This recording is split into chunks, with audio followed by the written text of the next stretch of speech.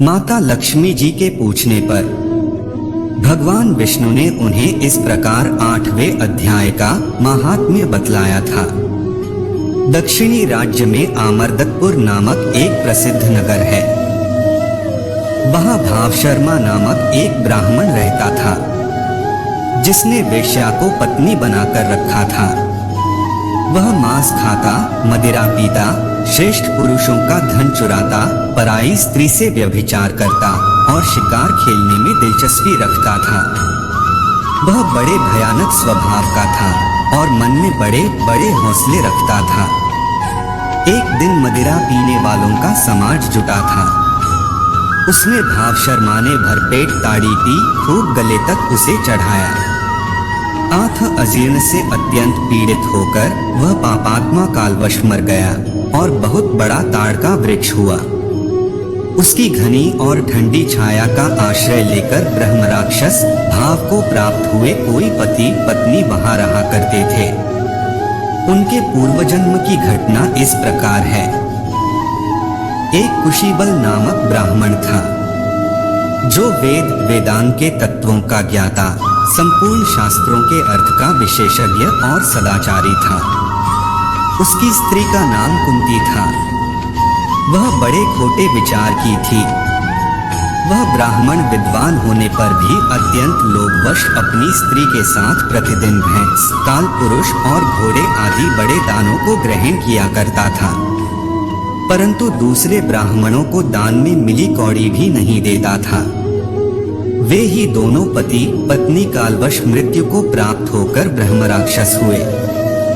वे भूख और प्यास से पीड़ित हो इस पृथ्वी पर घूमते हुए उसी ताड़ वृक्ष के पास आए और उसके मूल भाग में विश्राम करने लगे। इसके बाद पत्नी ने पति से पूछा, हे नाथ, हम लोगों का यह महान दुर्भग कैसे दूर होगा तथा इस ब्रह्म राक्षस योनि से किस प्रकार हम दोनों की मुक्ति होगी। तब उस ब्राह्मण ने कहा, ब्रह्म विद्या के उपदेश, अध्यात्म तत्व के विचार और कर्म विधि के ज्ञान बिना किस प्रकार संकट से छुटकारा मिल सकता है। यह सुनकर पत्नी ने पूछा, किं तद्ब्रह्म किम अध्यात्म की कर्म पुरुषोत्तम।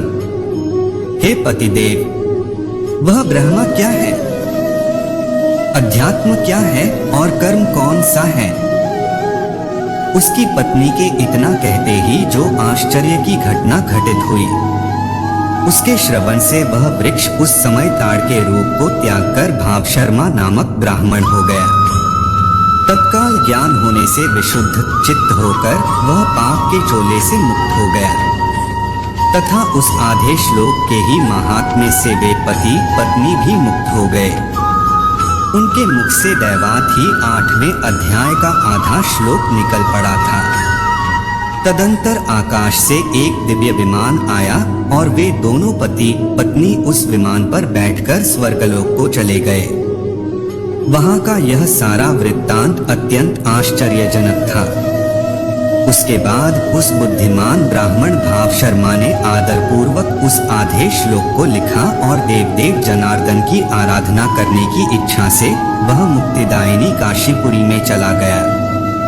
वहां उस उदार बुद्धि वाले ब्राह्मण ने भारी तपस्या आरंभ की।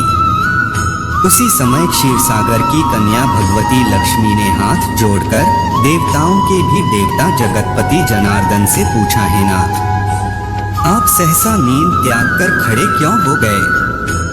श्री भगवान बोले, हे देवी, काशीपुरी में भागीरथी के तट पर बुद्धिमान ब्राह्मण भाव शर्मा मेरे भक्तिरस से परिपूर्ण होकर अत्यंत कठोर तपस्या कर रहा है। वह अपनी इंद्रियों को वश में करके गीता के 8वें अध्याय के आधे श्लोक का जप करता है।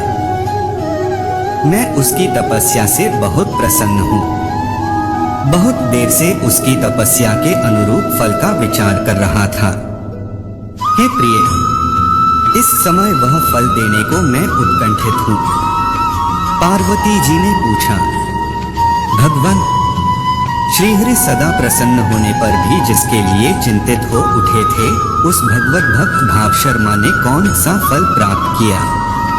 श्री महादेव जी बोले, हे देवी, द्विजश्रेष्ठ भाव शर्मा प्रसन्न हुए भगवान विष्णु के प्रसाद को पाकर आत्यंतिक सुख मोक्ष को प्राप्त हुआ तथा उसके अन्य वंशज भी जो नरक यातना में पड़े थे उसी के शुद्ध कर्म से भगवत धाम को प्राप्त हुए। हे पार्वती, यह 8वें अध्याय का महात्म्य थोड़े में ही तुम्हें बताया है।